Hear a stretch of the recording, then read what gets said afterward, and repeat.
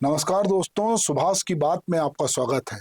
मैं बात कर रहा हूं आकाशवाणी से मन की बात। एक समय था जब आकाशवाणी हम खोलते थे तो हमको उसमें समाचार सुनाई आता था और वो कहते थे कि अब आप देवकी नंदन पांडे से समाचार सुनिए।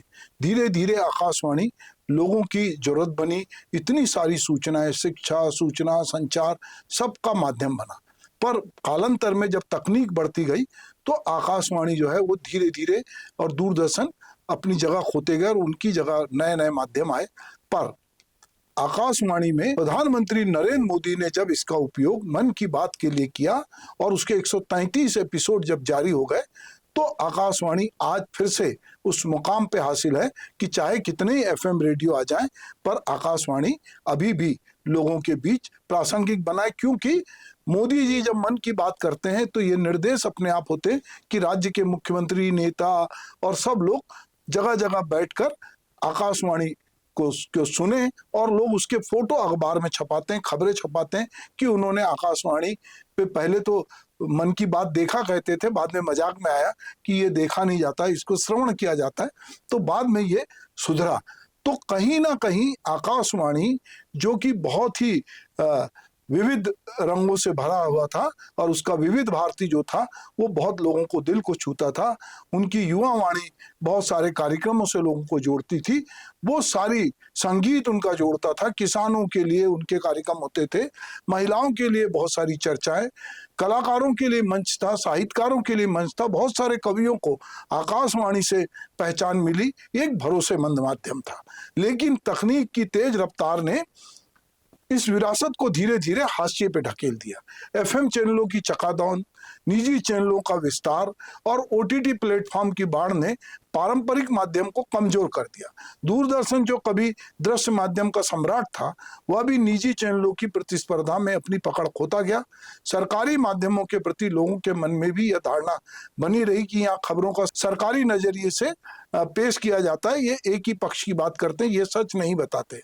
तो कहीं ना कहीं इसके भरोसे पर भी चुनौती हुई, इसकी सच्चाई पर भी चुनौती हुई।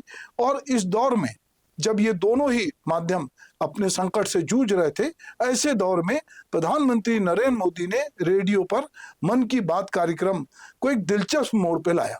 2014 में शुरू हुआ यह कार्यक्रम अब उसकी 133वीं कड़ी हो गई है। ये अखबारों का की हेडिंग भी बनती कि मन की बात में मोदी जी ने क्या कहा। और जैसा मैंने कहा कि लोग इसको सुन रहे हैं। खास बात यह है कि मन की बात में आकाशवाणी को फिर से लोगों के जीवन में लौटा दिया है। जिन घरों में रेडियो धूल खाते पड़े थे, वहां महीने के आखिरी रविवार को फिर से रेडियो ऑन होने लगे। मन की बात की ताकत इसकी शैली में छिपी है। यह भाषण नहीं, संवाद है। यह राजनीति नहीं, समाज की कहानियां हैं। स्वच्छ भारत अभियान, बेटी बचाओ बेटी पढ़ाओ, जल संरक्षण, startup India, local for vocal, ऐसी कई अभियान को इस मंच के जरिए एक नई पहचान मिली। प्रधानमंत्री नरेंद्र मोदी ने आम लोगों को इसमें प्रेरक कहानियों को राष्ट्रीय मंच दिया, जिससे यह कार्यक्रम सिर्फ सूचनाएं नहीं बल्कि प्रेरणा का स्रोत बन गया। इसके विपरीत दूरदर्शन के पास ऐसा कोई कार्यक्रम नहीं था जो भावनात्मक स्तर पर जनता से जुड़ सके। कोशिशें जरूर हुई लेकिन वे उतनी प्रभावी नहीं हुई। परिणाम यह हुआ कि जहां आकाशवाणी मन की बात के सहारे आज प्रासंगिक हो गया है, वहीं दूरदर्शन लगातार दर्शकों से जो है वो दूर होता जा रहा है और अपने लिए नए दर्शक की तलाश कर रहा है। बहुत सारी कोशिशें हो रही हैं, पर बहुत सारी प्रसार भारती भी आया, बहुत सारे नए लोगों को भी आए। अब लोगों के सामने ये है कि लोगों को तेज आकर्षक कंटेंट चाहिए। जो निजी मीडिया है, प्राइवेट चैनल्स है, वो इस मनोविज्ञान को समझ रहे हैं और उन्होंने तेजी से विस्तार किया। लेकिन मन की बात ने यह साबित किया कि अगर कंटेंट में भरोसा, जुड़ाव, उद्देश्य हो तो माध्यम पुराना होने के बावजूद भी प्रभावी हो सकता है। असहमति हो सकती है मन की बात से, क्योंकि मन की बात एक तरफा संवाद लोग कहते हैं। बहुत सारे विपक्ष को इससे असहमति है, पर इस बात से सब सहमत होंगे कि आकाशवाणी को पुनर्जीवित करने में मन की बात ने जो है वो एक नया नजरिया दिया है और उसको उसने पुनर्जीवित किया है। यह अतिशयोक्ति नहीं होगी कि इस कार्यक्रम ने आकाशवाणी को न सिर्फ बचाया है बल्कि इसे नई पहचान भी दी है।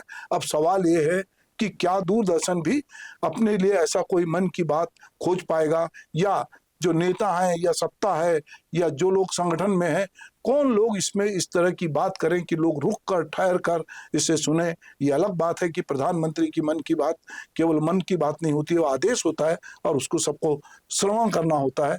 तो इस तरह के कार्यक्रम यदि दूरदर्शन के लिए बने, वैसे धीरे धीरे लोगों ने जिस तरह अखबार पढ़ना नई पीढ़ी ने छोड़ दिया, उसको मोबाइल पे अखबार चाहिए, उसी तरह लोगों को सारा रील में कंटेंट चाहिए।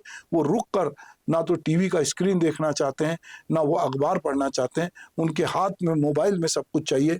तो किस तरह से इस नए फॉर्मेट में दूरदर्शन बचेगा और मन की बात के एपिसोड के बाद आकाशवाणी और क्या नया सोचेगा, ये एक सवाल है। तो मुझे लगा कि चूं मेरे मन में बात थी तो मैं भी अपने मन की बात आपसे सुभाष की बात में करूं। नमस्कार।